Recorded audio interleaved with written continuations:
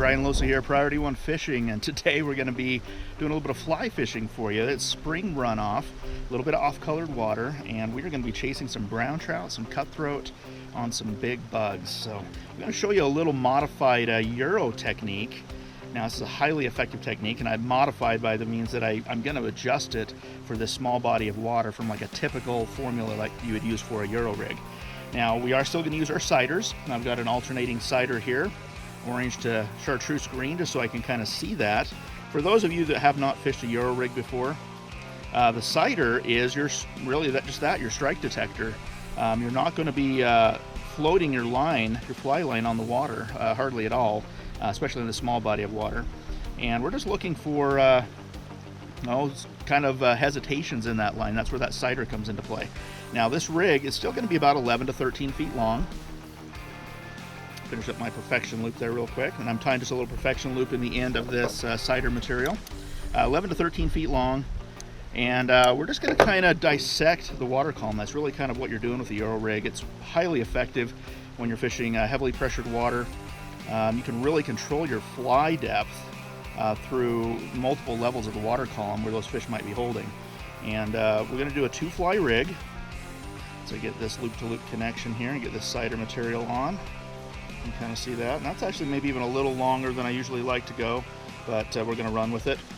And then we're going to tie this cider material directly to a tapered leader, because I am going to be throwing this a little bit. I'm going to be casting this a little bit. So what I like to do with my tapered leaders, this is a 9-foot 4X tapered leader, is I'm going to take about 18 inches of that tapered leader off, because I don't want to have all of that bulk. So I'm just going to cut some of that off right here. Okay, and then we're going to do just a little surgeon's knot to connect these two together. Now if I wanted to, I could do a blood knot, but I'm dealing with a couple of different diameters. I mean, there's a close, but whenever you're dealing with a couple of different diameters, the surgeon's knot will actually do the best for you. And not just holding lines parallel, but opposing each other.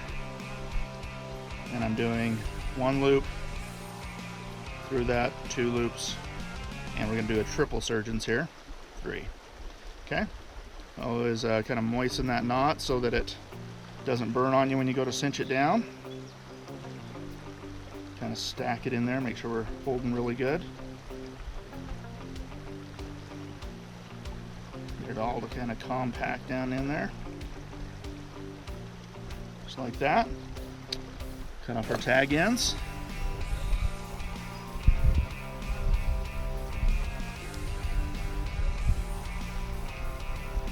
Like so. And I think we've got that there. So cider to tapered leader.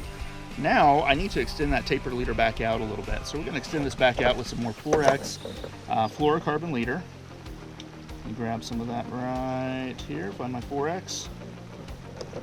We're going to do 2 sections of this. So in this particular one, let's go about 24 inches or so. Snip that. Again, another surgeon's knot. Hold these together. Again, you can use a blood knot if you choose to. Surgeon's knot is just fine, works really, really well. Moisten it again. Oh, and see, I burnt my line. That's why you pull it nice and slow. I pulled it a little bit too fast right there. Okay. Doing our loop. Go through once, twice, and 3 times. Now let's pull it a little bit slower. Oh, bugs are coming out. Okay, just like that. Get it all snug together. Cut off our tag ends. Just like that. Okay. Now that we got that leader on there, let's go down to a little bit more 4X. 4X is pretty typical of what I like to run. You can definitely go 3X, and I don't know if the fish are going to be that much deterred from it. And again, another about 24 inches or so. Now this time, we have an opportunity to use a tag end. Oops, right up there, a tag end to tie a fly on. So we're going to leave this tag end just a little bit longer. so that we have a little bit of room to tie a knot or tie a fly onto it. We're going to run our surgeon's knot again, triple surgeons. Just like that. Pull it in nice and slow so those knots turn over on themselves well. Lock in. Cut off the top tag. Now this is the shorter tag. You always want to cut the top one off. You never want to cut the bottom one off, and you don't want to tie a fly on the top one, because if a fish grabs that fly, it's going to want to pull your knot apart. So you always take that down tag, the one that's facing down towards the point or down towards the end of your tippet you just added. Now on this dropper right here, this little tag end, we're going to put a relatively large fly. Now runoff has a tendency to push some of the bigger bugs out of the water column. They're out of the rocks and everything else. I mean, there are stonefly nymphs in this river that look like they could chew your leg off, and salmon flies, stuff like that. I was hoping to see a few salmon flies floating around, but have not seen them yet. May see some in a little bit, who knows. But for that imitation, I'm going to use a big rubber leg stonefly nymph. Now this has a lot of surface area to it, so it's going to kind of hover in the water column, which is exactly what I want. We're not fishing terribly deep pools. We may be fishing some riffle water, stuff like that as well. So I want that fly to stay up pretty high in the column. I'm going to tie that onto that tag. Now, the tag might be longer than 4 or 5 inches, but when you go to tie this tag on here, or the fly onto the tag, you want to make sure that you keep that within about 2 to 4 inches. If you go much longer than that, that line has kind of an inherent softness to it, and it wants to spiral and curl around, and that's when you start to tangle up when you're doing your cast. Okay, let's get that little thing off there. So we're about 3-4 inches on that tag right there. Put our little rubber leg. Okay, then I'm going to come down about 14-15 inches or so, and we're going to tie on a bottom roller or some sort of an anchor fly. Now this particular one I'm going to use is what they call a GTI caddis. A little bit of orange on the body.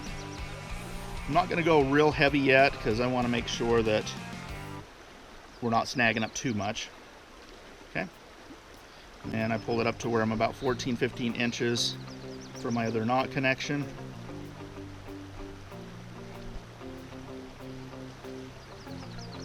Tie on this, get through the loop there.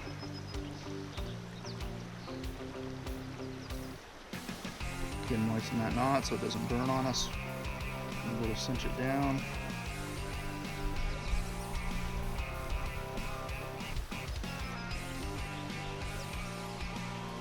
Just like that.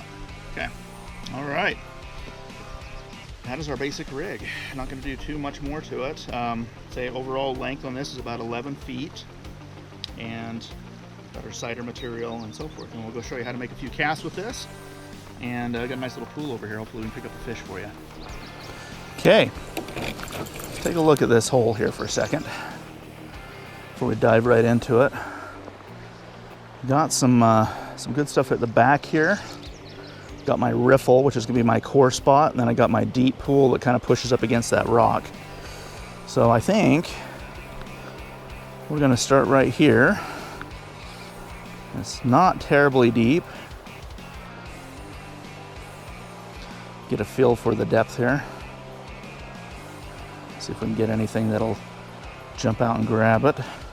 This runoff, they may be pushing closer to the banks as well. So we want to keep that in mind. So we're kind of pulling it through here.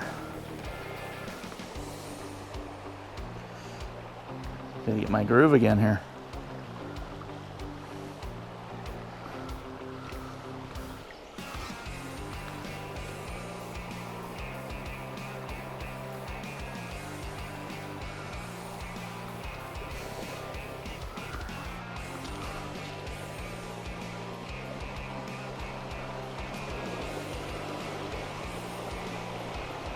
And we're just kind of slightly pulling this just faster than the current.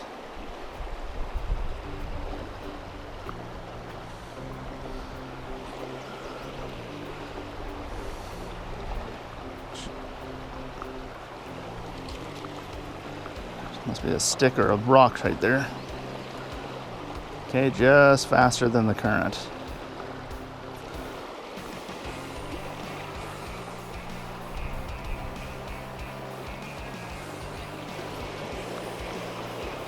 Nice little split seam right up here.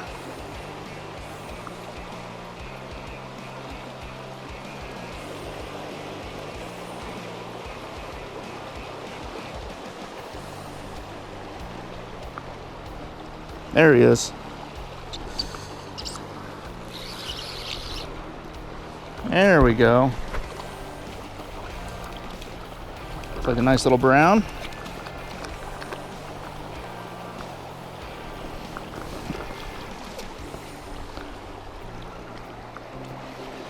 And he took the top fly.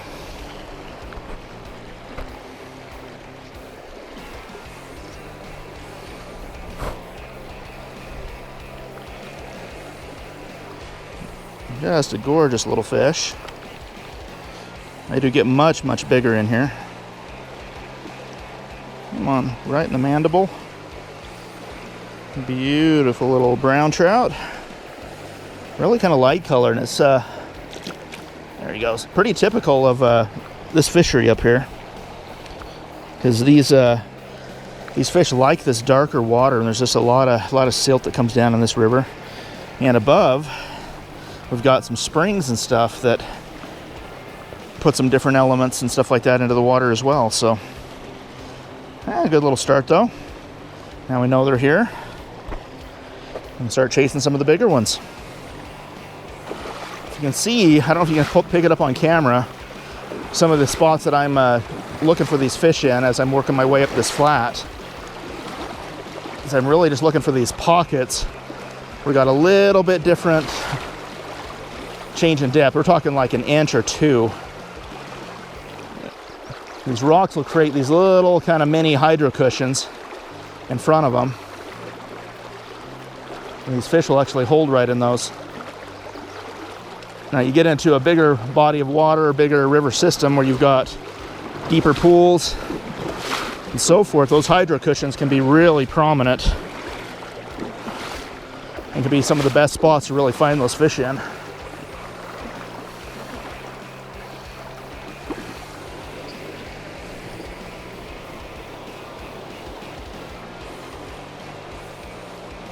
There he is. That's a better fish.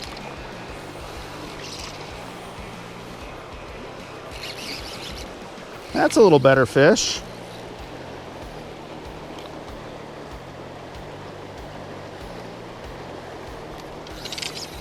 Whoa. And we might have to fix that later. The drag kind of stuck on me. There we go.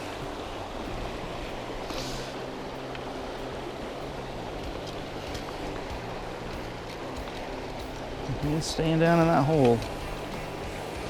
Just a little better fish. Still not the giant we're after. He's getting all twangled up there. Yep, he got the other fly too.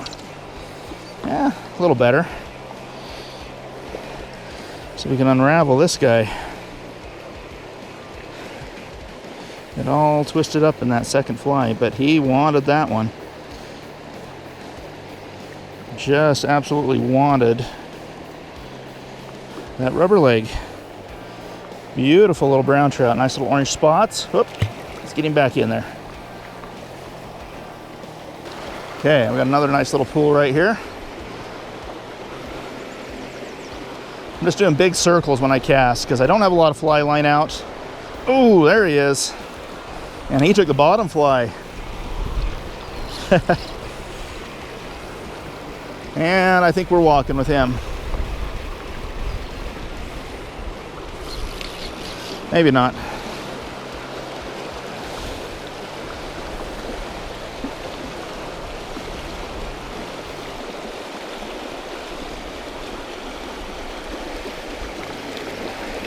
Bring him. Let it wet.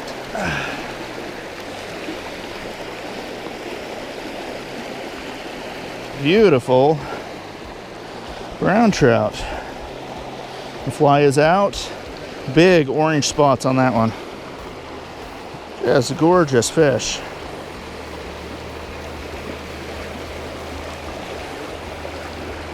Look at that.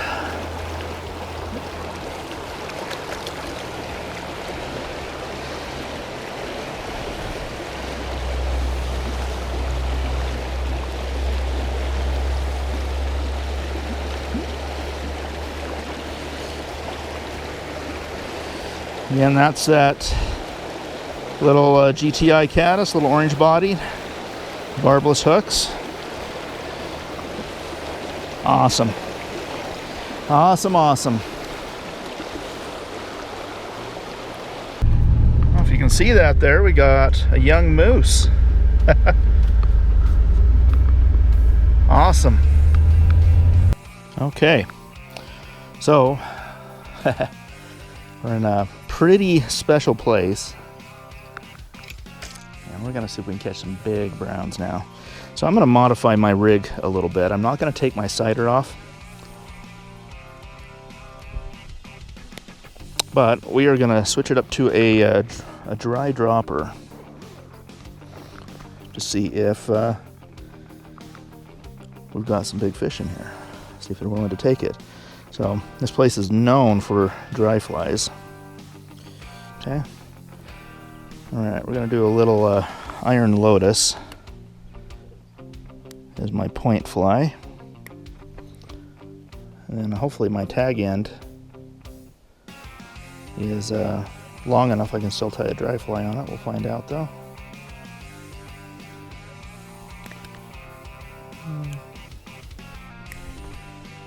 Got a little notch off there.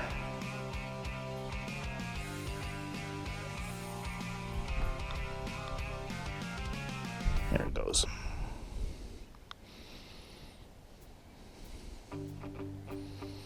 And if I need to, I'll switch up to full indicator on this because we're going to be fishing a little pool.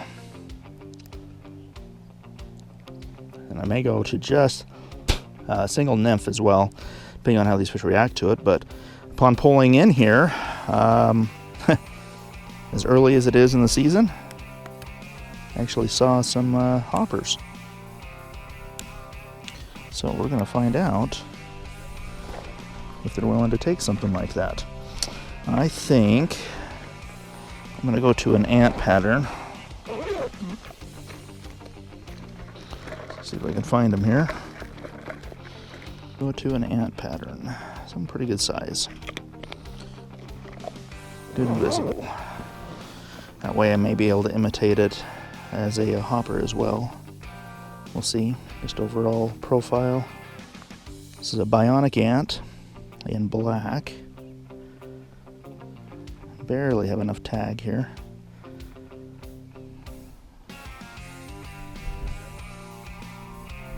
I think it will work.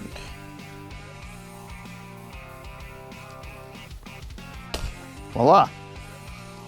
Now I just switched over to a dry dropper. We'll see. Now my dropper's not terribly long, so if we need to, I guess I can extend my dropper out. But yeah, we'll see. Now, if I can remember where the trail is. Huh, cicadas. Cicadas. Who would have thought that? Never really seen them up here.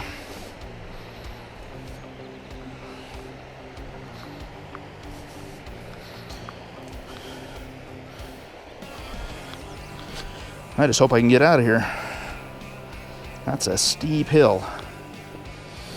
Give you an idea. That's what we just come down. That is steep.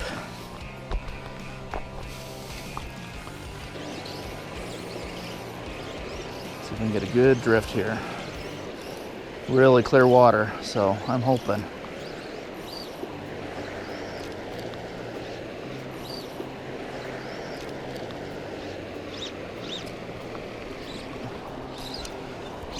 We already got one, but I'm tangled on a stick. There we go. Yep. Well, that was something. You took the dropper too. Man, there's so many sticks over here. It's kind of crazy. Ooh, there's a lot of fish in here. Don't want to spook them.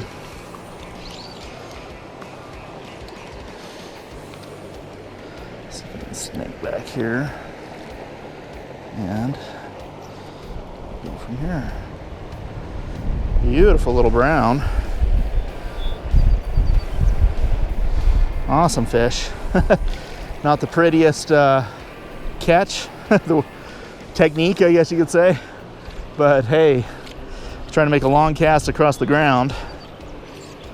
I'm gonna get over here just a little bit more, I think, now that I've got myself down by the river, which I didn't want to do.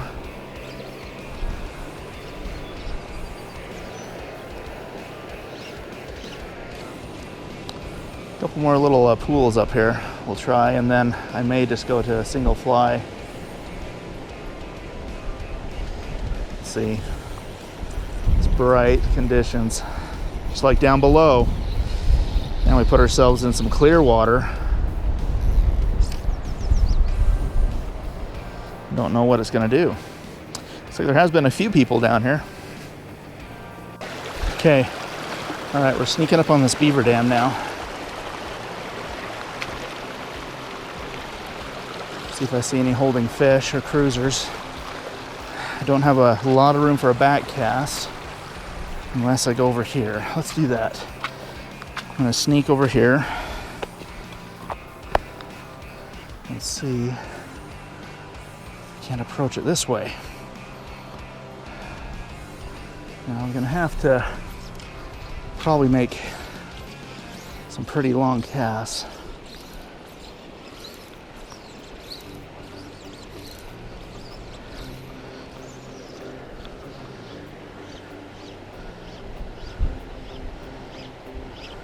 Pretty deep here.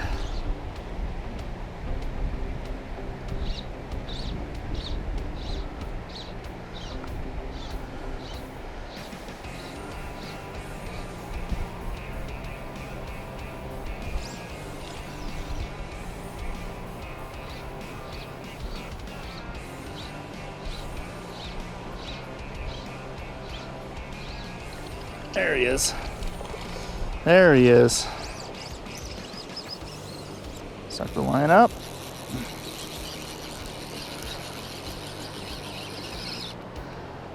It's another little fish, little scrapper.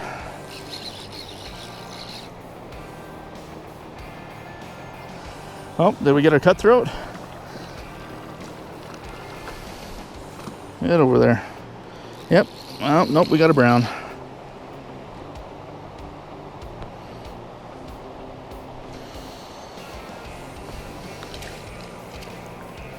Bag wet. There.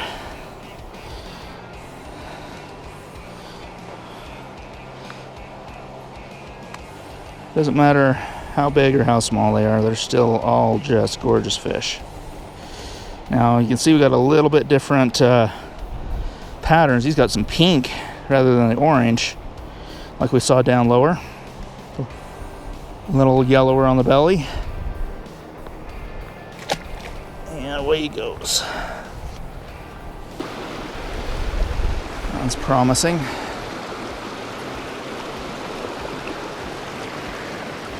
Whoop. Oh, there he is. He grabbed that as soon as it hit. Stay up here, stay up here, stay up here.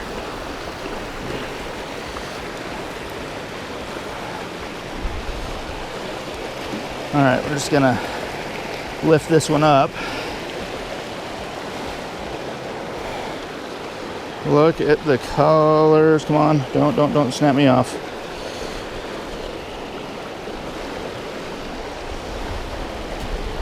Look at the colors on that one. Deep pink, orange, lots of gold. That was awesome. Wasn't ready for that, but hey, and it wasn't exactly where I wanted to cast either.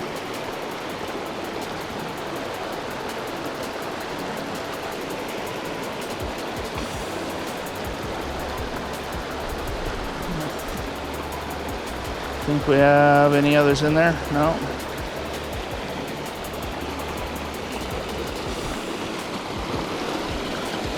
Wonder if we can actually make this cast. Let's try it.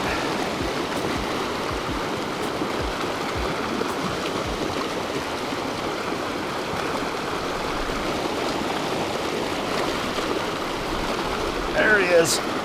Oh yeah, that's a better fish. Strong current, and he is running upriver. Oh, there he is. Let's see if I can land him where I landed the other one at. And oh, that's why he felt bigger. He missed it.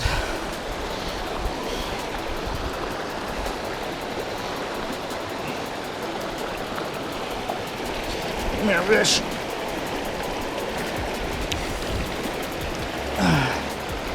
Yep, he come in after it and missed it. I thought he was a lot bigger than that.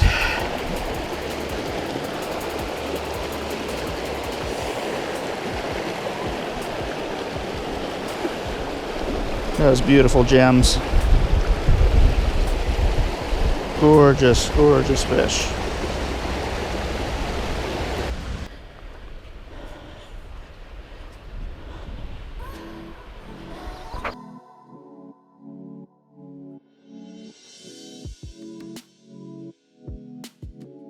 Okay, there you have it. What a scorcher today. 90 degrees. I mean, the first real warm day of spring.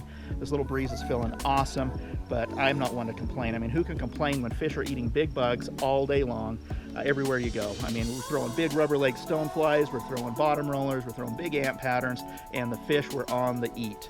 So they were both locations. I mean, we found those fish using a couple of different rigs.